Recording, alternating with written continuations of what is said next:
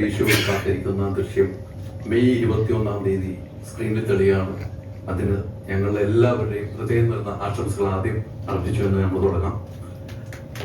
ലാലേട്ട, ദൃശ്യം ഈ പറഞ്ഞതുപോലെ 21-ാം തീയതി ഫസ്റ്റും സെക്കൻഡും കണ്ട് 13 വർഷം മുമ്പ് ഒരു 4 വയസ്സുകാരൻ ആ ബുദ്ധിയോടുകൂടി, എനിക്കതിൽ 4 വയസ്സുണ്ട്, 4 വയസ്സ് 4 വയസ്സ് എനിക്കല്ല, 4-4 ക്ലാസ്സുകാരന്റെ ബുദ്ധി, ആ ബുദ്ധി വളർന്ന് ഇപ്പോൾ 26 നിൽക്കുമ്പോൾ എവിടെ എത്തിയിരിക്കുകയാണ് ബുദ്ധി. ആ സിനിമ കാണുമ്പോഴല്ലേ അറിയില്ല.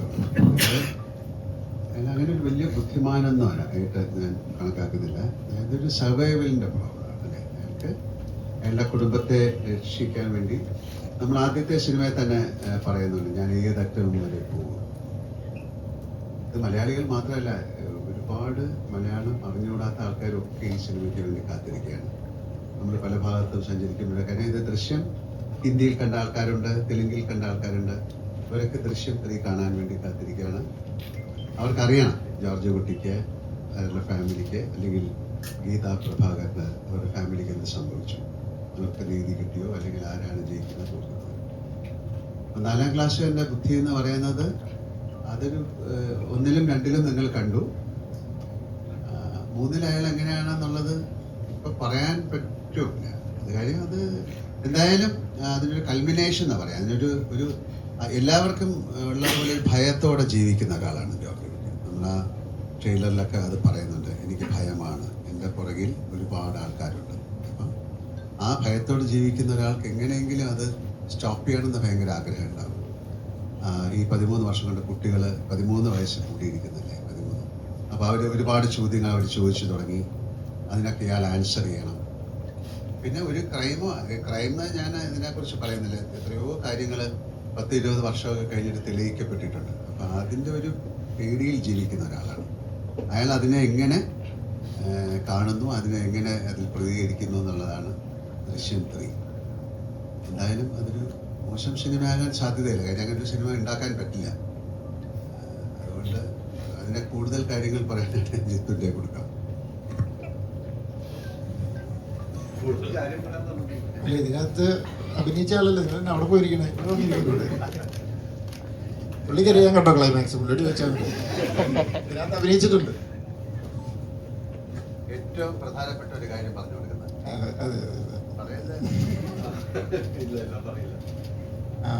ദൃശ്യം 3 എന്താ പറയുക, എല്ലാവർക്കും അറിയേണ്ടത് എത്ര ട്വിസ്റ്റ് ഉണ്ട്, എത്ര സസ്പെൻസ്, എന്തൊക്കെയാണ് ഇത്, അങ്ങനെ ഇങ്ങനെയാണ്. ഞാൻ ദൃശ്യം ഫസ്റ്റ് ഇറങ്ങിയപ്പോൾ തൊട്ട് ഞാൻ പറയുന്നൊരു കാര്യമുണ്ട്, അതൊരു ഇമോഷണൽ ഡ്രാമയാണ് എന്ന്.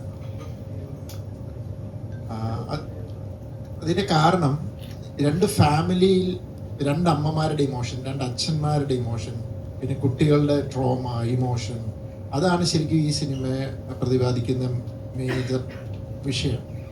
അതിനകത്ത് കുറച്ച് ക്രൈമും കാര്യങ്ങളും വന്നു. സ്വാഭാവികമായിട്ട് ആ ക്രൈമിൽ നിന്ന് രക്ഷപ്പെടാനായിട്ട് ഈ പറയുന്ന പോലെ ജോർജ് കുട്ടിയുടെ ക്യാരക്ടർ നടത്തുന്ന കുറച്ച് ഡെസ്പറേറ്റ് ആയിട്ടുള്ള കുറച്ച് അറ്റംപ്റ്റ്സ് ഉണ്ട്.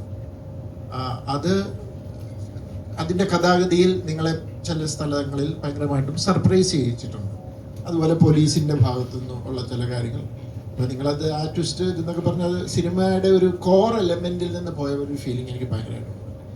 അപ്പോൾ 1 ആയാലും 2 ആയാലും 3 ആയാലും ഞാനിതിനെ, ഈ ഫ്രാഞ്ചൈസിനെ ഇതൊരു ഇമോഷണൽ ഡ്രാമയായിട്ട് തന്നെ ഞാൻ കൺസിഡർ ചെയ്തിരിക്കുന്നു. പിന്നെ ഫസ്റ്റിനകത്ത് ഒരു പ്രത്യേക സാഹചര്യത്തിൽ ജോർജ് കുട്ടിക്ക് ഒരു സർവൈവലിന് വേണ്ടിയിട്ട് പെട്ടെന്ന് ചില കാര്യങ്ങൾ ചെയ്യേണ്ടി വന്നു. ഒരു ഇൻ്റലിജൻ്റ് ആയിട്ട് കുറച്ച് കാര്യങ്ങൾ ചെയ്തു. സെക്കൻഡ് ആയപ്പോൾ ഓൾമോസ്റ്റ് എല്ലാം സേഫ് ആണെന്ന് കരുതി വെക്കുമ്പോഴും ജോർജ് കുട്ടിയെ സംബന്ധിച്ചിടത്തോളം ജോർജ് കുട്ടി അതൊരു സേഫായിട്ട് എന്നെ എടുത്തിട്ടില്ല. ഇപ്പോൾ വേണമെങ്കിൽ എന്നിലേക്ക് എത്തും എന്നുള്ള ഒരു മുൻധാരണയോടുകൂടി അദ്ദേഹം ഒരു ഡിഫൻസ് ടാക്ടിക്സ് ക്രിയേറ്റ് ചെയ്യാണ്. അതും കടന്ന് ഓൾമോസ്റ്റ് ഒരു ക്ലോഷർ പോലെയാണ് ദൃശ്യം 2 അവസാനിക്കുന്നത്. ആ 2ൻ്റെ എൻഡ് ഡയലോഗ് ഉണ്ട്, അത് നിങ്ങൾ ഓർമ്മയുണ്ടാവും. അതായത് നമ്മുടെ അടുത്ത വരവിനായിട്ട് അയാളെ തയ്യാറെടുപ്പിലായിരിക്കും ഇനി അയാൾ. അതാണ് അയാൾക്കുള്ള ശിക്ഷ എന്ന്. അതിപ്പോൾ പോലീസ് വന്നില്ലേലും ഇയാള് മരിക്കുന്നിടം വരെ അത് ചെയ്തുകൊണ്ടിരിക്കേണ്ട ഒരു അവസ്ഥയിലാണ്. ഇയാളെ സംബന്ധിച്ചിടത്തോളം ജോർജ് കുട്ടി എന്ന് പറഞ്ഞ ആ ക്യാരക്ടറിനെ സംബന്ധിച്ചിടത്തോളം ആ വീടിന്റെ സമീപത്ത് ആരെങ്കിലും വന്നു, ഒരു സ്ട്രേഞ്ചർ വന്നു, എന്ത് വന്നാലും അദ്ദേഹത്തിന് മനസ്സമാനത്തോടെ ഉറങ്ങാൻ പറ്റത്തില്ല. അപ്പം പതുക്കെ പിന്നെ കാലം മാറിയതനുസരിച്ച് മാറ്റത്തിനനുസരിച്ച് പിള്ളേർ വളർന്നു, അവരുടെ ചോദ്യങ്ങൾ ഉണ്ടാവാം. പിന്നെ നമുക്ക് പ്രായം മാറുന്നതോറും മച്യൂരിറ്റി കൂടാം, ചിലപ്പം പഴയ കോൺഫിഡൻസ് നഷ്ടപ്പെടാം, അപ്പോൾ ഭയം പുറത്തു വരാം, അതുവരെ കാണിക്കാത്ത ഭയങ്ങൾ പുറത്തു വരാം, അങ്ങനെയൊക്കെ സംഭവിക്കാം. അപ്പോൾ ദൃശ്യം 3 എന്ന് പറയുന്നത് കുറച്ചുകൂടെ ജോർജ് കുട്ടിയിലെ ക്യാരക്ടറിലേക്ക് ഊന്നി ജോർജ് കുട്ടിയുടെ ഇമോഷനിലൂടെയാണ് ട്രാവൽ ചെയ്യുന്നത്.